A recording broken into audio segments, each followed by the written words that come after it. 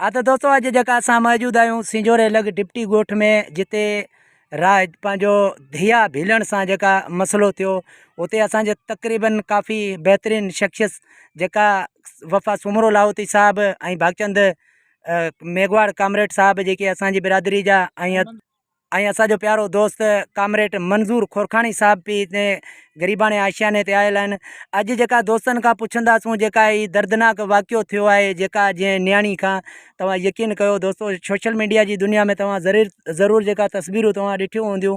इन दोस्तनि खां बि पंहिंजा दिलि जा हाल कुझु पुछंदासूं त इन्हनि जी दिलनि में छा केतिरो दर्द आहे ऐं छा उन न्याणी जे हवाले सां चयोसि। जी अदा भागचंद भाउ। अगरि दर्द जी ॻाल्हि कजे त जीअं असां कल्ह सुबुह जो जीअं सोशल मीडिया ते इहे जेके फ़ोटो ॾिठा आहिनि, उन खां पोइ असांजो खाइण पीअण ऐं असांजो रतु ईअं टहिके पियो त इहे क़ातिल जिथे बि हुजे, केर बि हुजे, हुनखे फौरी गिरफ़्तार करे ऐं असांजे अखियुनि जे अॻियां हुनखे पेश कयो वञे ऐं हुनखे कानून जे कटहरे में आंदो वञे ऐं कानून जे मुताबिक़ हुनखे सज़ा ॾिनी वञे। असां पूरी आऊं न बल्कि पूरी सिंध अवामी तहरीक भरपूर हिन जो हिन मज़लूमनि सां बीठो आहे, हिन नाइंसाफ़ क़तल जे ख़िलाफ़ जेका बीठी आहे ऐं जंहिं महिल बि अवामी तहरीक सॾु मिलंदो उन टाइम हाज़िर थी वेंदी। जी वफ़ा सुमरा लाहौती साहब।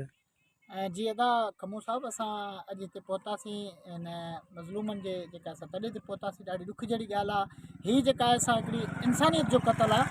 हीअ हिकिड़ो आम क़तलु न आहे, हिन खे असां इंसानियत जो क़तलु चऊं था। हिकिड़ो वॾी ॻाल्हि इहा आहे जो वॾी उमिरि जी हिकिड़ी जीजल अमड़ आहे, उहा गाह खणी अचे थी, हुनखे जेका असां किडनैप कयो वञे थो या कुझु माना हुनखां जेका असां मारण खां पोइ मरणो त उहे हिकिड़े ॾींहुं आहे, पर हुनजी जेका असां लाश खां बेहुरमती थी आहे, उहा हिकिड़ी इंसान जेका असां ज़ात जे लाइ हिकिड़ो वॾो हिकिड़ो अलमियो आहे। त असांजे हिन समाज खे अलाए छा थी वियो आहे ऐं असांजे हिननि माण्हुनि खे अलाए छा थी वियो जेको हिन हेॾे वॾे मसइले ते जेको अञा ताईं असांजी जेका असां दुनिया जा माण्हू जेके आहिनि से परेशान आहिनि ऐं असांजी जेका असां हुकूमत आहे अञा ताईं उन्हनि कातिलनि ताईं न पहुची सघी आहे। ऐं तक़रीबन 36 कलाक हिन खे गुज़री विया आहिनि मसइले खे, पर अञा ताईं जेका असां का गिरफ़्तारी अमल में न आई आहे।